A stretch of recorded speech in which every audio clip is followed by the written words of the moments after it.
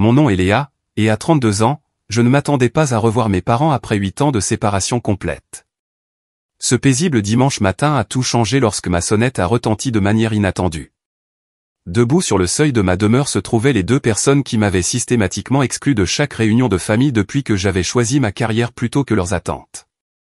Le choc sur leur visage en voyant ce que j'avais construit sans eux valait presque toute la peine. J'ai ouvert la porte, parlé calmement, et j'ai vu la couleur quitter leur visage alors qu'ils réalisaient à quel point leur fille rejetée était devenue prospère. Avant de vous raconter ce qui s'est passé ensuite, prenez un moment pour aimer cette vidéo, vous abonner à la chaîne, et me dire dans les commentaires d'où vous regardez. Croyez-moi, vous voudrez savoir comment s'est déroulée cette réunion inattendue. J'ai grandi dans un petit village en Provence où tout le monde se connaissait, et la réputation était tout pour des familles comme la mienne. Mes parents, Thomas et Diane Lefebvre, étaient des piliers de la communauté. Papa possédait l'agence d'assurance la plus prospère de la ville, et maman était la femme au foyer perfectionniste qui présidait chaque comité à l'église. Ils avaient des idées très précises sur la réussite et la manière dont leurs enfants devaient l'atteindre. Mon frère aîné, Antoine, était exactement ce qu'il voulait chez un enfant. Il était athlétique, charmant, populaire, et suivait toutes les règles qu'il fixait. De ses notes parfaites à ses trophées de football, Antoine ne leur a jamais donné de raison d'être déçu. Moi, par contre, j'étais un mystère pour eux dès le premier jour. Pendant qu'Antoine gagnait des matchs et collectionnait les distinctions, je démontais des ordinateurs dans ma chambre et j'apprenais à coder par moi-même. À 12 ans, j'avais créé mon premier programme de base. À 14 ans, je réglais les problèmes techniques des voisins pour de l'argent de poche. Mes parents voyaient tout cela comme un passe-temps étrange qui finirait par s'estomper lorsque je trouverais une voie plus appropriée. La seule personne qui me comprenait vraiment était ma grand-mère, Éléonore, la mère de mon père. Elle avait été professeure de mathématiques à une époque où les femmes poursuivaient rarement de telles carrières, et elle a reconnu en moi quelque chose que mes parents ne voyaient pas. Quand tout le monde me disait d'être plus sociable, plus normal, plus comme les autres filles, grand-mère Éléonore me donnait en cachette des livres sur la programmation et me racontait des histoires de femmes pionnières dans les sciences. Le premier grand conflit avec mes parents est survenu lors de ma dernière année de lycée. Malgré mes excellentes notes et mes résultats parfaits au baccalauréat, ils avaient toujours supposé que j'irais à l'université locale, comme Antoine. Ils avaient tracé mon avenir, un diplôme d'enseignante, un mariage avec un garçon du coin, et une maison non loin de la leur. Mais j'avais d'autres projets. Mon conseiller d'orientation m'avait encouragé à postuler à l'école polytechnique. Quand la lettre d'acceptation est arrivée avec une offre de bourse partielle, j'étais aux anges. Mes parents étaient horrifiés. La dispute qui a suivi résonne encore parfois dans mes oreilles. Papa faisait les 100 pas dans le salon, son visage devenant de plus en plus rouge. Je l'entends encore dire, cette famille reste unie, Léa. Quelle sorte de fille choisit une école lointaine plutôt que d'être proche des gens qui l'ont élevée? Maman était plus silencieuse mais tout aussi dévastatrice. Et ta future famille? Les hommes ne veulent pas épouser des femmes qui pensent être plus intelligentes que tout le monde. Leurs mots m'ont profondément blessé, mais j'ai tenu bon. C'était ma seule chance de poursuivre l'avenir dont j'avais rêvé, d'être entouré de gens qui pensaient comme moi, qui voyaient la technologie comme moi un moyen de changer le monde. La veille de mon départ pour l'école polytechnique, grand-mère Éléonore est venue dans ma chambre. Son arthrite s'était aggravée cette année-là, rendant chaque pas douloureux, mais elle a monté les escaliers pour me voir en privé. « Tes parents t'aiment » a-t-elle murmuré, mais ils ne peuvent pas voir au-delà de leur propre peur. Parfois, la chose la plus courageuse que tu puisses faire est de décevoir les gens que tu aimes pour devenir la personne que tu es censé être. Elle a glissé une enveloppe dans mes mains. À l'intérieur se trouvaient 4 700 €, toutes ses économies. J'ai promis de la rembourser, mais elle a simplement souri. Tu l'as déjà fait, en étant assez courageuse pour suivre ton cœur. Cet adieu en larmes avec grand-mère Éléonore m'a donné le courage dont j'avais besoin. Le lendemain matin, mes parents m'ont conduite à l'aéroport dans un silence tendu. Maman m'a serré dans ses bras avec raideur à la porte de sécurité, et papa m'a donné une tape maladroite sur l'épaule. « Appelle quand tu arrives » fut tout ce qu'il dit. Franchir cette porte d'aéroport, c'était comme passer le seuil d'une autre vie. Je ne réalisais pas alors que je m'éloignais aussi de toute chance d'approbation de la part des personnes qui auraient dû être mes plus grands soutiens. L'école polytechnique était tout ce que j'avais espéré et plus encore. Pour la première fois, j'étais entouré de gens qui ne me trouvaient pas étrange d'aimer le code et les algorithmes.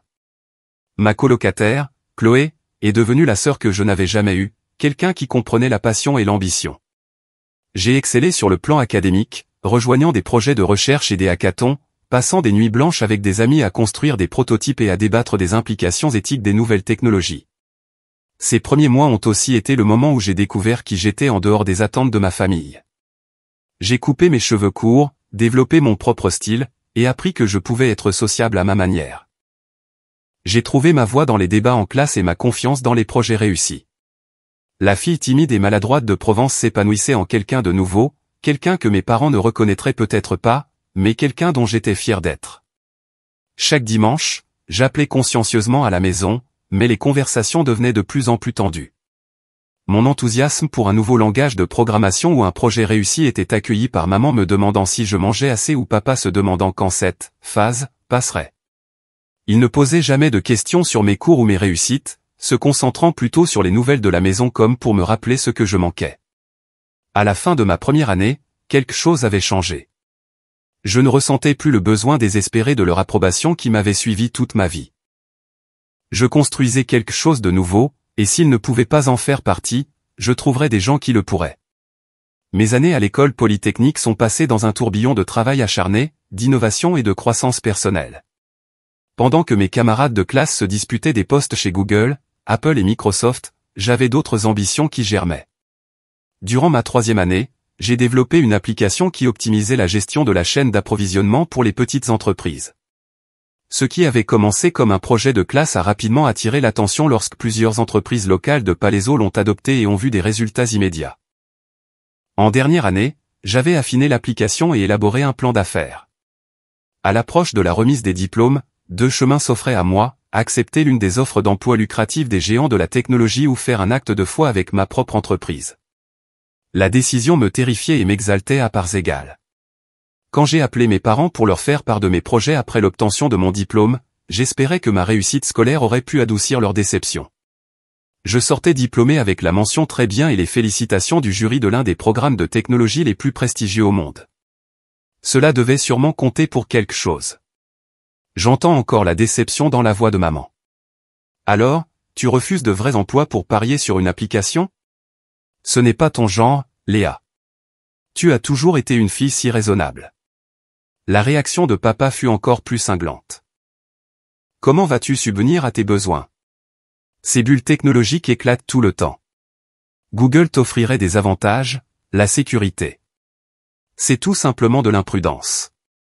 Peu importe comment j'essayais d'expliquer le potentiel de mon entreprise, ils ne voyaient pas au-delà du risque.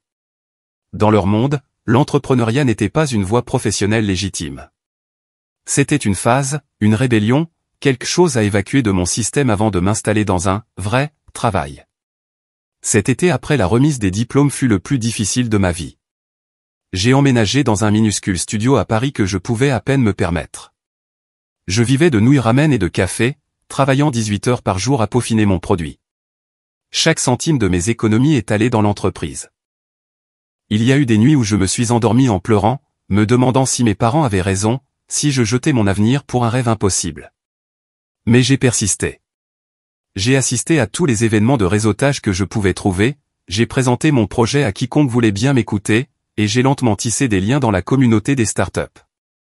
6 mois après l'obtention de mon diplôme, ma première percée est arrivée. Une société de capital risque spécialisée dans les startups technologiques dirigée par des femmes s'est intéressée à mon entreprise, désormais appelée Logiflu. Leur investissement de 188 000 € était modeste selon les normes de l'industrie, mais il a changé ma vie. Ce premier tour de financement a coïncidé avec le mariage de mon frère Antoine. Après des mois de contacts minimaux avec ma famille, je suis retourné en Provence, espérant que mon petit succès pourrait enfin leur valoir leur respect. J'ai acheté une nouvelle robe, je me suis entraîné à parler de mon entreprise en des termes qu'ils pourraient comprendre, et je me suis préparé à la réconciliation. La réalité fut écrasante. Au dîner de répétition, maman m'a présenté à ses amis comme « ma fille », qui travaille juste avec des ordinateurs à Paris. Quand un invité a posé une question sur mon entreprise, papa est intervenu, c'est une petite affaire de passe-temps qu'elle essaie de monter. Antoine reprendra mon agence d'assurance l'année prochaine. C'est ça, la vraie entreprise familiale. Tout au long du week-end de mariage, mes réalisations ont été systématiquement minimisées. Les conversations sur mon travail étaient redirigées vers des sujets que mes parents jugeaient plus appropriés. Le coup de grâce est venu pendant le discours de mariage d'Antoine, quand il a remercié nos parents de lui avoir enseigné les valeurs familiales et de mettre la famille en premier, une pique évidente à mon choix de déménager. Le seul point positif de ce week-end a été de rencontrer Julien Cartier. C'était un ami d'université d'Antoine, mais contrairement à la plupart des gens là-bas, il semblait véritablement intéressé par mon travail. Quand j'ai expliqué Logiflu, ses yeux se sont illuminés de compréhension.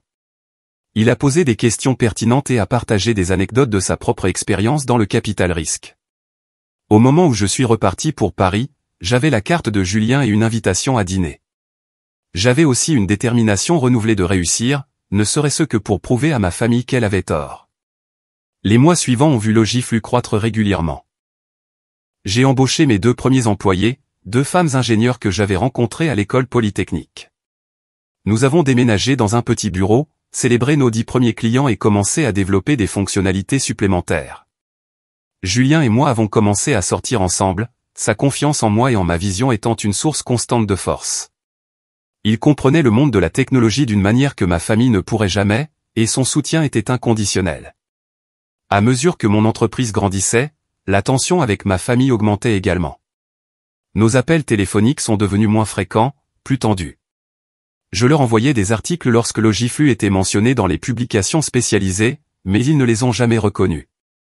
Je partageais nos étapes importantes, mais ils changeaient de sujet pour parler de gens de chez nous dont je me souvenais à peine. Lorsque j'ai décroché un client majeur, une chaîne de vente au détail avec 50 magasins sur la Côte d'Azur, j'ai appelé mes parents immédiatement, éclatant de fierté. La réponse de papa fut « C'est bien, ma chérie, mais as-tu pensé à ce qui se passera si ça échoue ? Tu devrais peut-être avoir un plan de secours. » J'ai arrêté de partager mes succès après ça. S'ils ne pouvaient pas célébrer avec moi, je trouverais des gens qui le pourraient.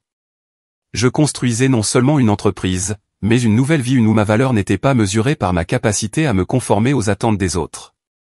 La distance entre nous s'est creusée, une petite fissure se transformant en un gouffre. Je ne réalisais pas alors à quel point ce gouffre deviendrait bientôt infranchissable. Le véritable point de rupture est survenu environ 2 ans après l'obtention de mon diplôme. Logiflu avait obtenu un contrat avec un grand détaillant national, le genre de client qui nous a fermement placés sur la carte de notre secteur. La même semaine, Julien m'a surprise avec les clés d'un nouvel appartement, une véritable amélioration par rapport à mon studio de départ, avec une vraie chambre et un petit bureau. La vie se mettait en place de manière que j'avais à peine osé rêver. J'ai décidé d'appeler mes parents pour partager la bonne nouvelle, espérant que ce succès plus substantiel pourrait enfin changer leur perspective. L'appel est tombé sur la messagerie vocale. J'ai laissé un message, essayant de paraître décontracté tout en débordant de fierté pour le nouveau contrat. 3 jours plus tard, je n'avais toujours pas eu de nouvelles. Inquiète, j'ai réessayé, joignant cette fois ma mère. Oh, nous avons été si occupés, Léa. La fête de fin d'études de ta cousine était ce week-end, et puis nous avons eu la réunion de famille au chalet du lac. Tout le monde demandait de tes nouvelles. Je me suis figé. Réunion de famille ? Personne ne m'avait parlé de réunion. Quelle réunion ? Ai-je demandé, un nœud se formant dans mon estomac. Le rassemblement annuel d'été. Je pensais que ton père t'en avait parlé. Ça a dû lui échapper avec toute l'organisation. Son ton était léger, dédaigneux, mais quelque chose n'allait pas. Papa n'oubliait jamais les détails, surtout en ce qui concerne les événements familiaux qu'il prisait tant. Ce soir-là, j'ai fait l'erreur de consulter les réseaux sociaux. Ils étaient tous là, mes parents, mon frère, mes tantes, mes oncles, mes cousins, souriant près du chalet du lac qui appartenait à notre famille depuis des générations. 3 générations réunies avec une absence remarquable, moi. Les photos les montraient participant à des traditions familières, le grand barbecue familial, les courses de natation, le gâteau d'anniversaire de grand-mère Éléonore. Elle partageait son anniversaire avec le week-end de la Réunion, des traditions auxquelles j'avais participé chaque été de ma vie jusqu'à mon départ pour l'école polytechnique. J'ai appelé mon père directement, les mains tremblantes de douleur et de colère.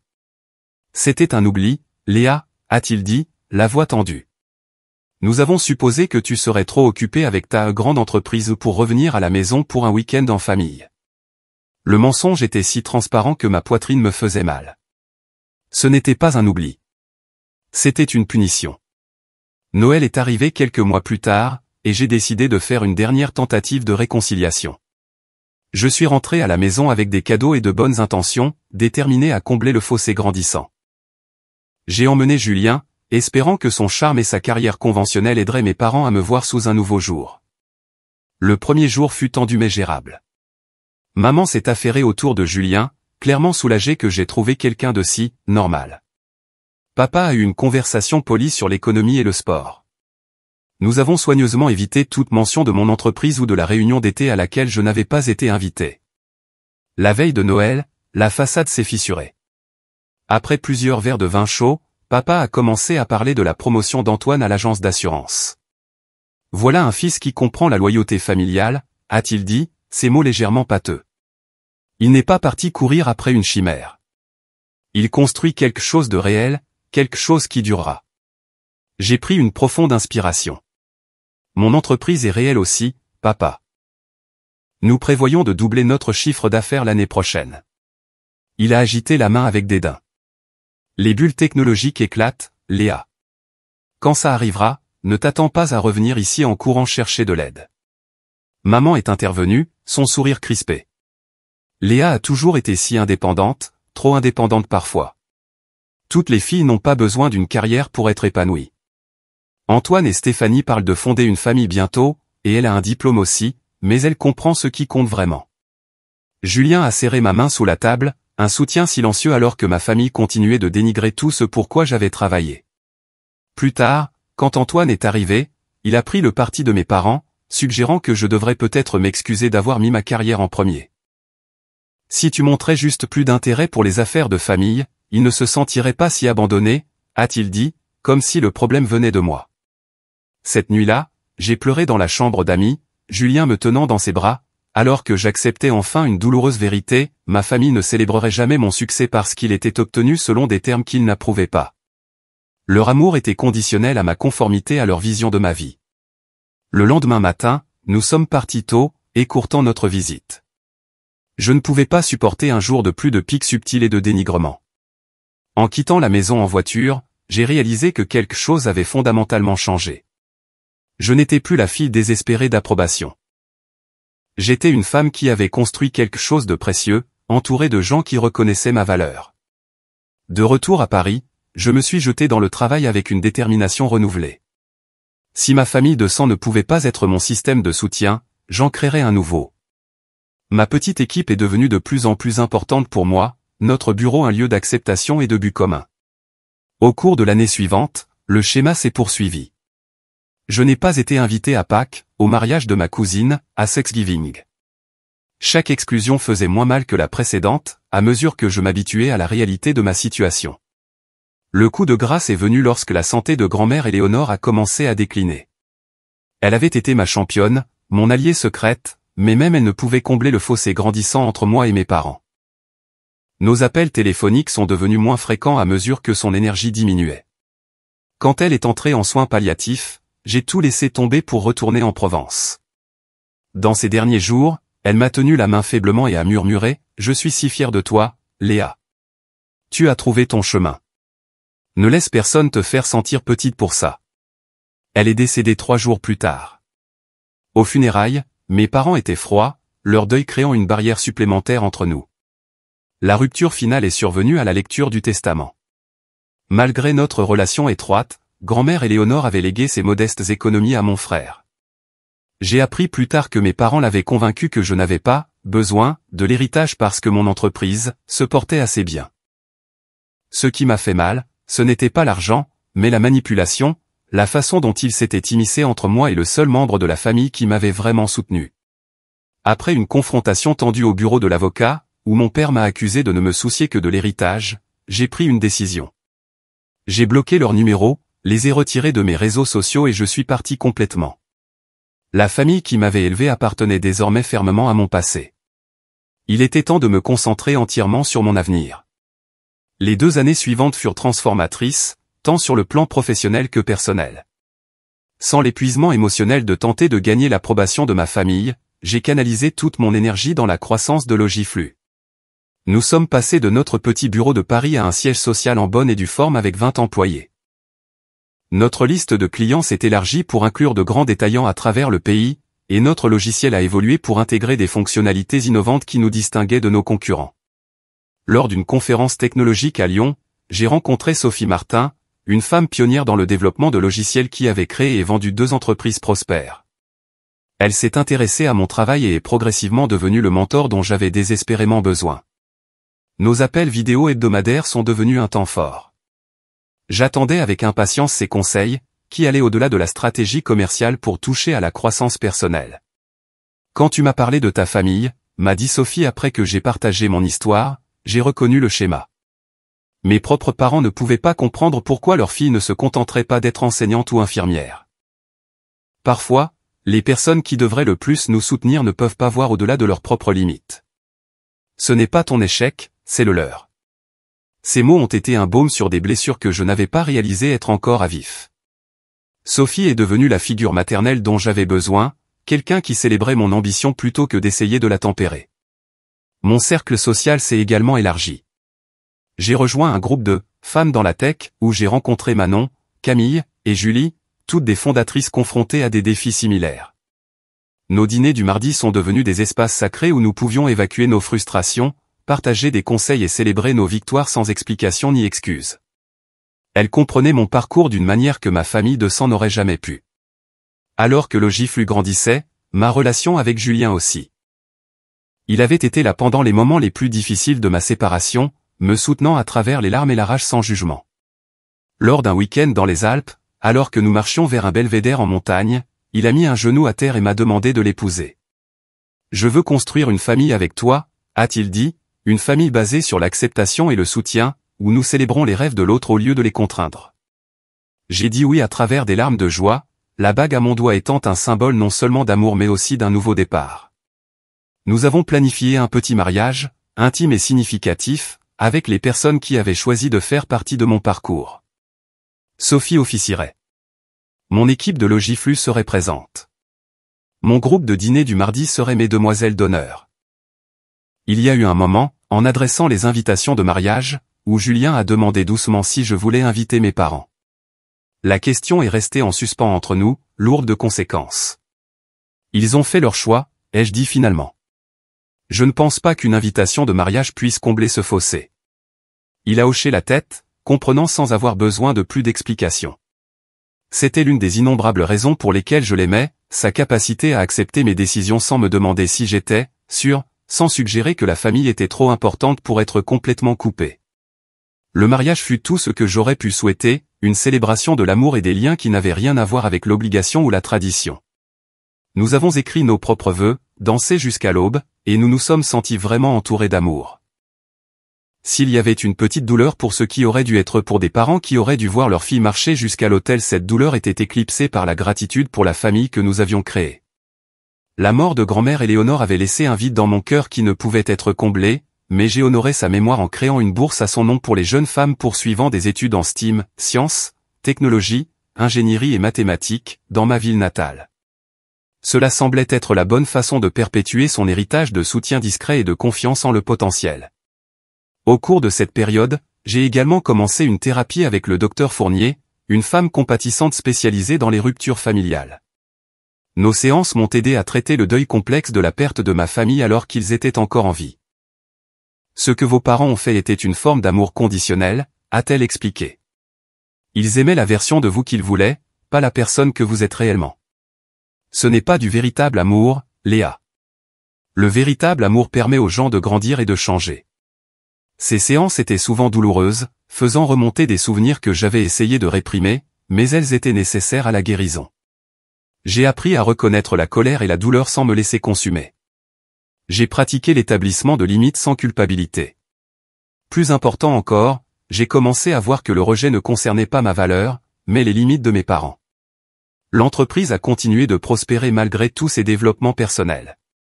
Nous avons obtenu une autre levée de fonds, nous permettant de développer un composant d'intelligence artificielle qui a révolutionné notre plateforme.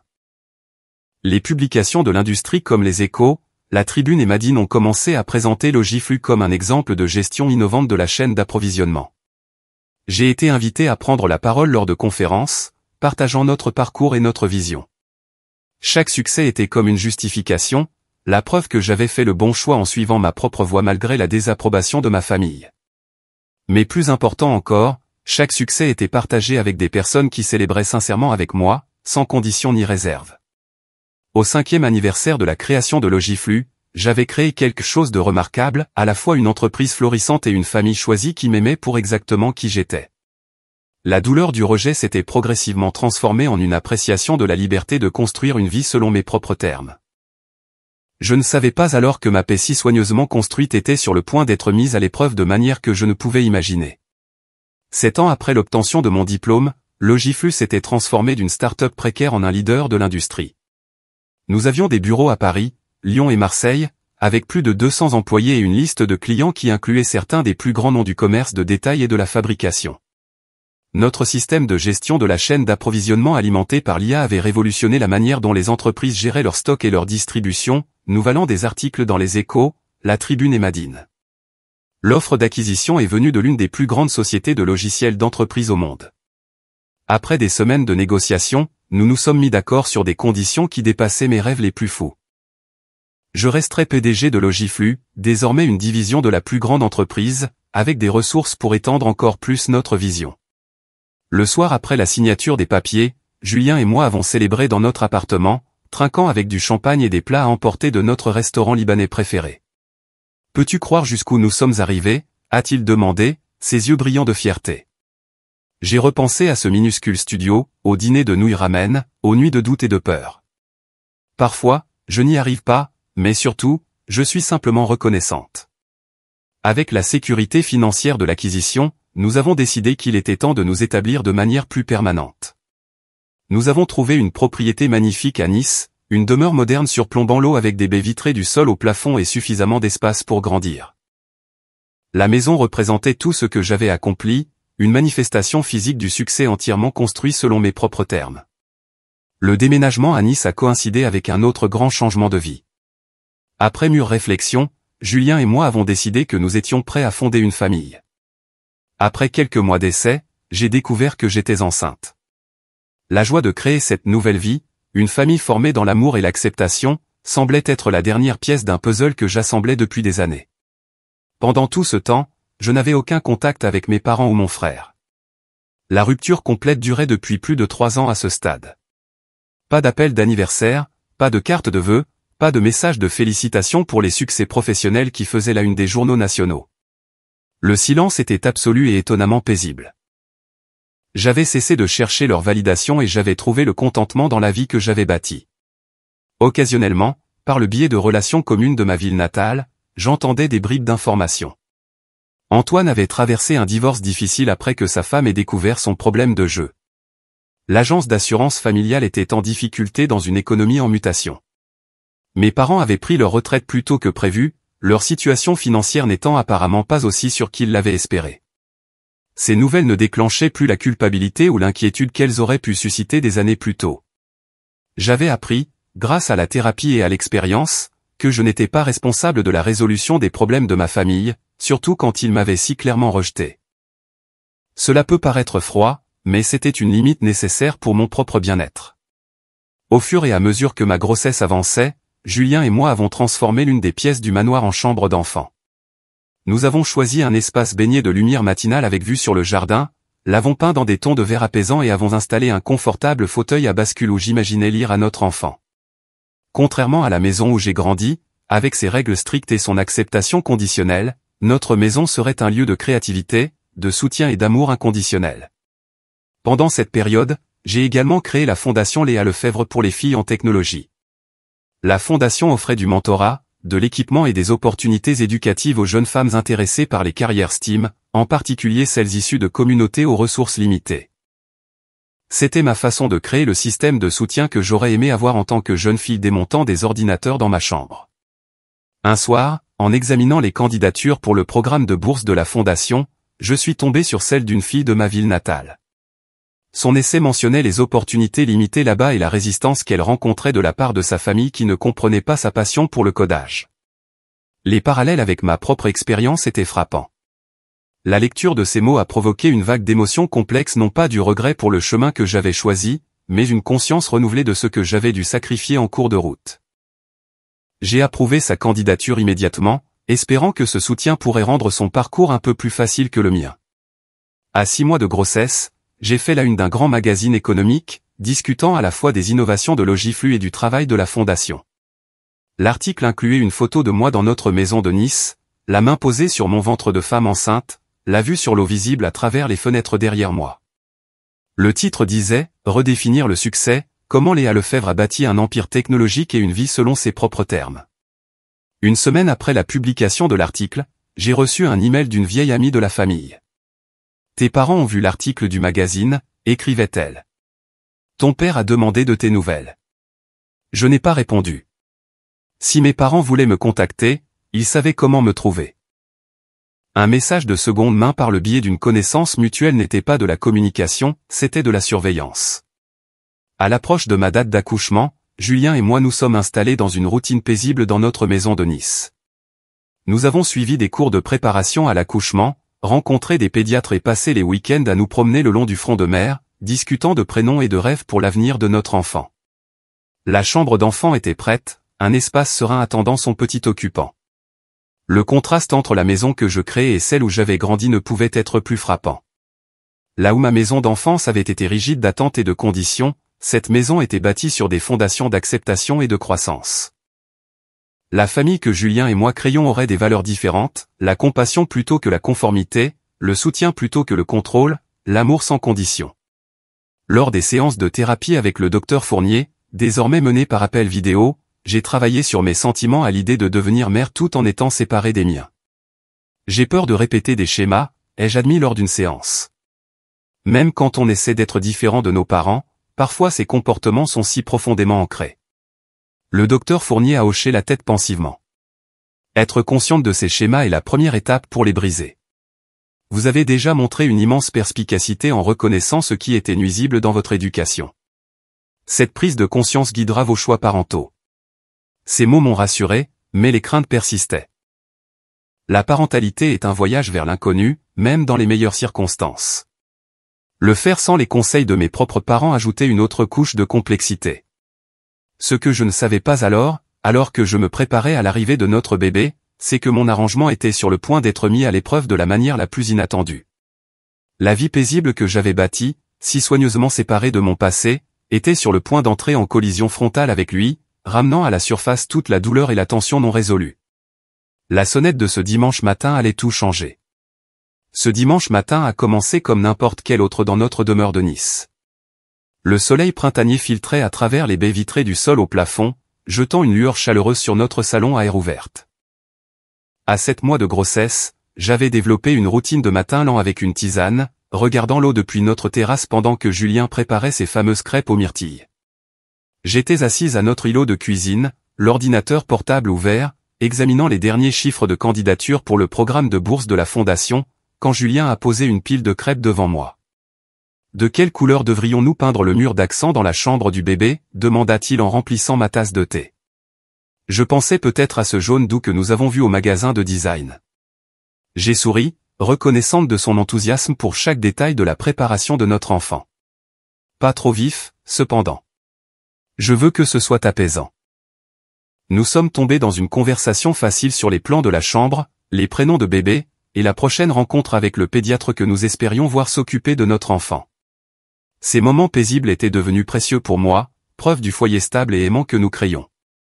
La sonnerie stridente de notre porte d'entrée a interrompu notre conversation, nous surprenant tous les deux. Nous n'attendions aucune livraison, et nos amis savaient qu'il fallait appeler avant de passer, surtout un dimanche matin. Julien a haussé un sourcil. Attendons-nous quelqu'un? J'ai secoué la tête, attrapant mon téléphone pour vérifier notre application de sécurité. Lorsque l'image de la caméra de la porte d'entrée s'est affichée, je me suis figé, le téléphone manquant de glisser de mes doigts soudainement engourdis.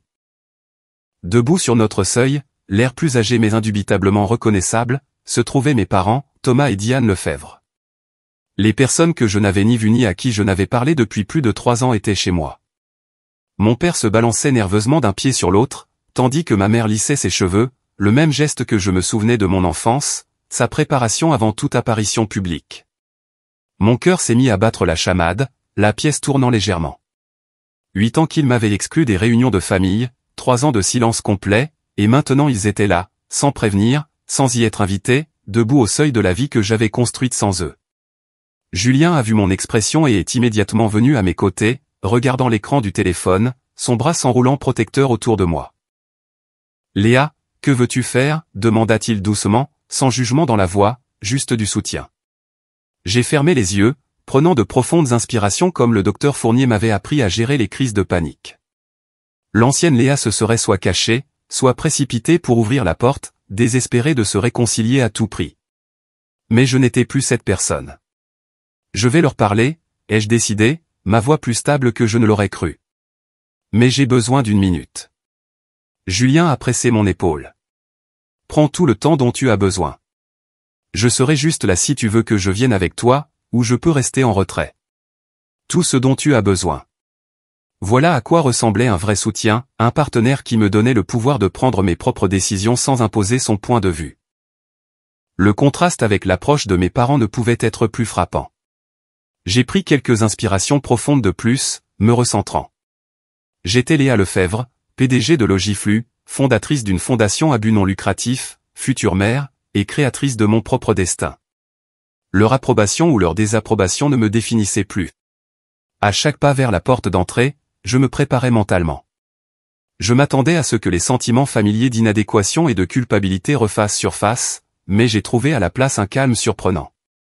Ma main n'a pas tremblé en attrapant la poignée de la porte. En ouvrant la porte, j'ai fait face à mes parents directement. Ils semblaient plus petits, moins intimidants que dans mon souvenir. Les cheveux de papa étaient devenus complètement gris, et de profondes rides encadraient la bouche de maman. Ils me regardaient tous les deux avec de grands yeux, absorbant mon ventre de femme enceinte, le vaste hall d'entrée derrière moi, les preuves évidentes de mon succès. « Léa, » dit ma mère, la voix légèrement chancelante. « Tu as l'air bien », mon père s'est éclairci la gorge. Nous étions dans le coin pour une conférence médicale. On a pensé passer. Le mensonge était si transparent qu'il en aurait été drôle dans d'autres circonstances. Mes parents avaient traversé le pays, ils n'étaient pas passés par hasard à Nice. « Bonjour », ai-je dit, ma voix calme et neutre. C'est inattendu. Ils ont échangé un regard, clairement décontenancé par mon sang-froid. Peut-être s'attendaient-ils à des larmes, de joie à leur apparition ou de douleur persistante de leur rejet. Ma confiance calme n'était pas dans leur scénario. « Tu ne vas pas nous inviter à entrer ?» demanda maman, tentant de reprendre le contrôle de la situation avec sa bienséance sociale habituelle. J'ai examiné cette demande attentivement. C'était ma maison, mon espace sûr. Voulais-je leur permettre d'entrer après tout ce qui s'était passé? Vous pouvez entrer pour quelques minutes, ai-je décidé. J'ai des rendez-vous plus tard aujourd'hui. C'était une autre petite limite, pas une journée entière, pas une hospitalité sans fin, juste une brève conversation avec des délais clairs. Ils m'ont suivi dans le salon, leurs yeux balayant les alentours, admirant les hauts plafonds, l'art moderne et les vues panoramiques. Les lèvres de maman se sont légèrement pincées, comme elle le faisait toujours en faisant des calculs mentaux sur la situation financière de quelqu'un. « Sacré endroit que tu as là », dit papa, tentant une conversation désinvolte tout en étant clairement stupéfait par la richesse évidente. « Ça a dû coûter une fortune. » « Nous l'aimons bien », ai-je répondu simplement, choisissant de ne pas m'engager dans la question implicite sur l'argent. « Voulez-vous du thé ?» Après les avoir installés sur le canapé avec un thé qu'aucun des deux ne boirait, je me suis assise en face d'eux, une main posée protectricement sur mon ventre. « Alors, » ai-je dit après un silence gêné, « qu'est-ce qui vous amène à Nice ?» Ils ont échangé un autre regard, une communication tacite passant entre eux. Finalement, papa s'est penché en avant, adoptant ce que j'ai reconnu comme sa posture de négociation commerciale. « La famille devrait rester unie, Léa » a-t-il commencé, comme si les années d'exclusion et de silence n'avaient jamais eu lieu. « Ta mère et moi avons réfléchi, nous avons fait une introspection » ajouta maman, sa voix prenant le ton doux qu'elle utilisait pour essayer de me convaincre de porter une robe à l'église au lieu d'un pantalon. J'ai attendu, ne comblant pas le silence, ne leur facilitant pas la tâche. Papa a continué, l'entreprise familiale a connu des difficultés. L'économie, les nouvelles réglementations, tu sais comment c'est. Et puis il y a la situation d'Antoine. Maman est intervenue. Ton frère a fait des erreurs, les dettes de jeu, le divorce. Ça a été dur pour tout le monde. Il vit avec nous maintenant, essayant de se remettre sur pied. J'ai hoché la tête mais suis restée silencieuse, voyant déjà où cela menait. Nous avons vu cet article sur ton entreprise, dit papa, son ton changeant pour quelque chose de presque fier, comme s'il avait le droit d'être fier de réalisations qu'il avait méprisées et dénigrées. C'est assez impressionnant ce que tu as construit. J'ai toujours su que tu étais intelligente. L'audace de cette déclaration m'aurait peut-être fait rire si elle n'avait pas été si douloureuse. J'ai toujours su que j'étais intelligente? Après des années à saper mes choix, à rejeter ma carrière et à traiter mon succès comme une phase à surmonter. Le véritable but de leur visite est devenu clair lorsque maman a fait un geste vers la pièce. Avec tout ce succès, nous avons pensé que tu voudrais peut-être aider la famille. Antoine a besoin d'un nouveau départ, et l'entreprise a besoin d'être modernisée. Qui de mieux que notre fils génie de la technologie pour aider? C'était la raison de leur apparition soudaine après 8 ans d'exclusion des réunions de famille, 3 ans de silence complet, pas la réconciliation, pas un remords sincère, pas même le désir de rencontrer leur futur petit enfant. Ils voulaient de l'argent. J'ai regardé ces gens qui m'avaient élevé, qui avaient façonné mes premières années avec leurs attentes et leurs conditions, qui m'avaient exclu quand je ne me conformais pas à leur vision. Et pour la première fois, je les ai vus clairement, non pas comme les autorités puissantes de mon enfance, mais comme des personnes imparfaites, limitées, incapables de grandir au-delà de leur vision étroite du monde. Dans ce moment de clarté, j'ai ressenti une émotion inattendue, non pas la colère, non pas la douleur, mais une profonde pitié. J'ai pris une lente et délibérée inspiration avant de répondre à la demande à peine voilée d'aide financière de mes parents. Le poids de notre histoire pesait entre nous, mais je ne me sentais plus écrasé par lui. Avant de discuter de quoi que ce soit concernant l'argent, ai-je dit calmement, je dois aborder quelque chose d'important. Cela fait 8 ans que vous avez commencé à m'exclure des réunions de famille. 3 ans que nous ne nous sommes pas parlé du tout. Pas d'appel pour mon anniversaire. Pas de félicitations pour le succès de mon entreprise. Aucun contact que ce soit. Ma mère s'est agitée, mal à l'aise, lissant sa jupe. Nous avons tous été occupés, Léa. Toi avec ton entreprise, nous avec les affaires de famille. Ce n'est pas ce qui s'est passé, ai-je continué, la voix ferme.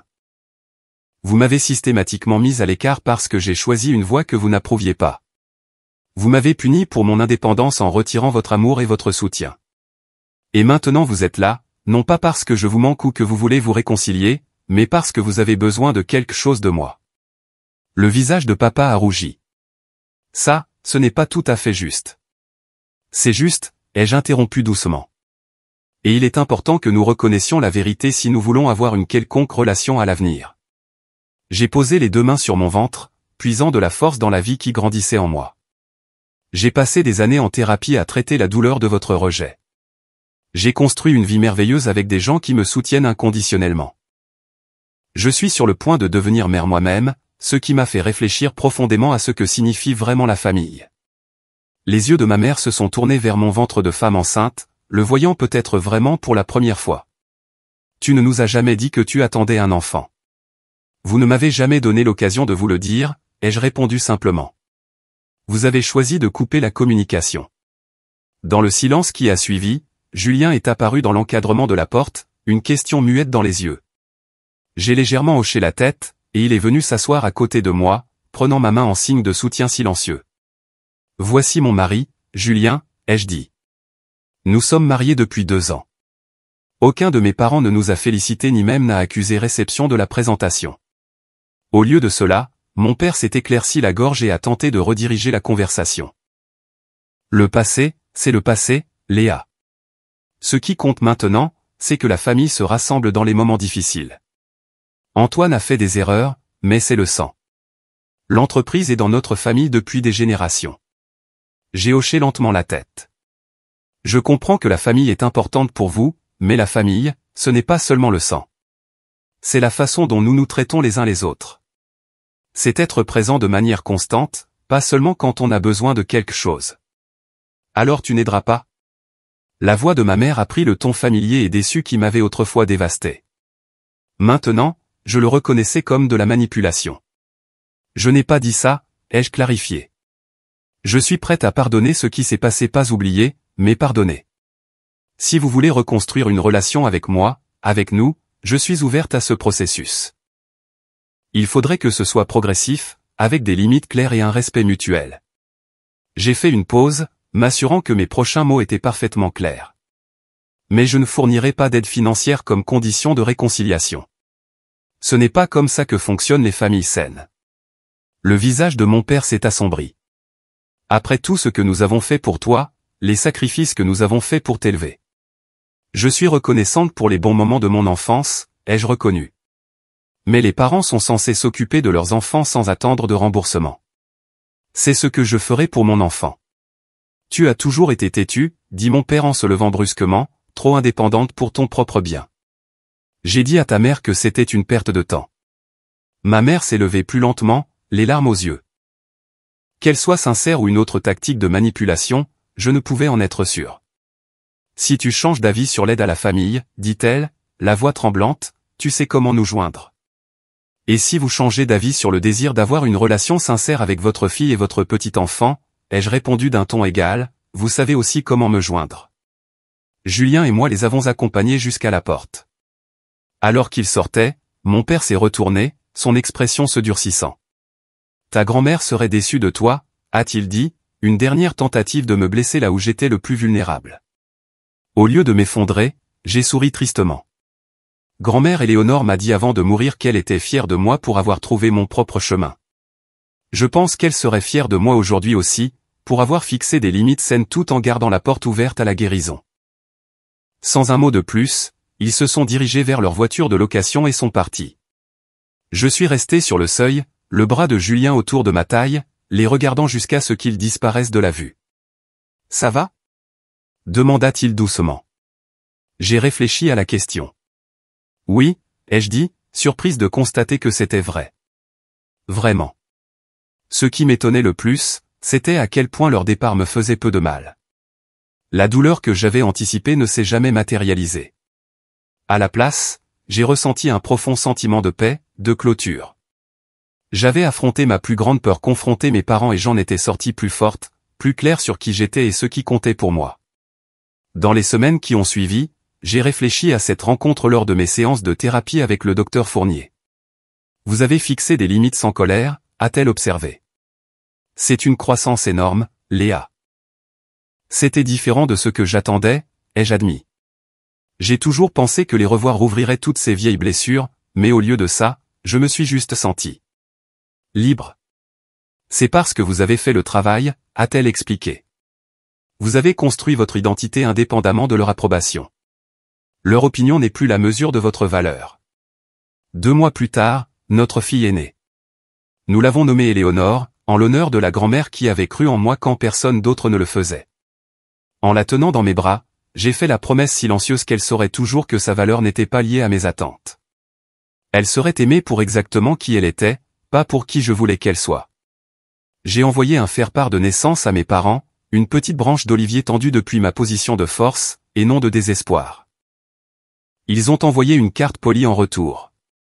Ce n'était pas une réconciliation spectaculaire, mais c'était un début, une petite ouverture qui pourrait un jour s'élargir en quelque chose de plus significatif. Au cours de l'année suivante, notre communication est restée minimale mais civile. Il demandait occasionnellement des nouvelles d'Éléonore et lui envoyait des cadeaux pour son anniversaire. Je partageais des photos et des nouvelles, mais je maintenais des limites claires concernant les visites et l'implication. C'était un équilibre délicat, leur permettant une certaine connexion sans leur donner le pouvoir de me blesser à nouveau. Pendant ce temps, la famille que Julien et moi avions créée s'épanouissait. Notre maison était remplie de rire, de créativité et d'amour inconditionnel. La Fondation Léa Lefebvre a étendu sa portée, soutenant désormais des jeunes femmes à travers le pays dans la poursuite d'études et de carrières technologiques. Logiflu a continué de croître et d'innover sous ma direction, devenant une référence dans l'industrie.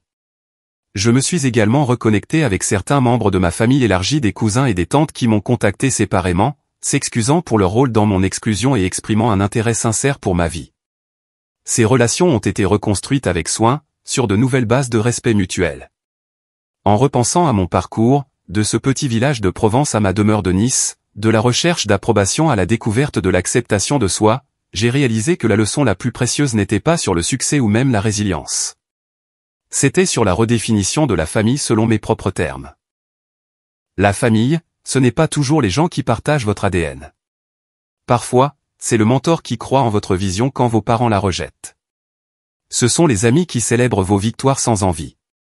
C'est le partenaire qui soutient votre autonomie au lieu d'essayer de la contrôler. Et c'est l'enfant que vous élevez avec la détermination de briser les schémas malsains. La force de créer des limites n'est pas de la froideur, c'est du respect de soi. Le courage de s'éloigner de l'amour conditionnel n'est pas de l'égoïsme, c'est de la survie. Et la capacité de pardonner sans oublier n'est pas de la faiblesse, c'est de la sagesse. Ma porte reste ouverte à mes parents, mais seulement à des conditions qui honorent ma valeur et mon bien-être. Qu'ils choisissent un jour de la franchir selon ses termes et leurs décisions. Quoi qu'il en soit, je suis entière. Je suis aimée, et je suis suffisante. Si vous regardez ceci et que vous luttez contre le rejet familial ou l'acceptation conditionnelle, sachez que vous méritez d'être aimé pour qui vous êtes vraiment, pas pour qui les autres veulent que vous soyez. Créer des limites, ce n'est pas abandonner sa famille. C'est se donner la chance de guérir et de construire une vie qui reflète votre moi authentique. Avez-vous déjà dû établir des limites difficiles avec votre famille? Comment avez-vous géré la réconciliation selon vos propres termes? Partagez vos expériences dans les commentaires ci-dessous. N'oubliez pas d'aimer cette vidéo, de vous abonner à la chaîne et d'activer la cloche de notification pour ne jamais manquer une autre histoire. Merci d'avoir écouté mon parcours. J'espère qu'il apportera du réconfort à quiconque suit un chemin similaire.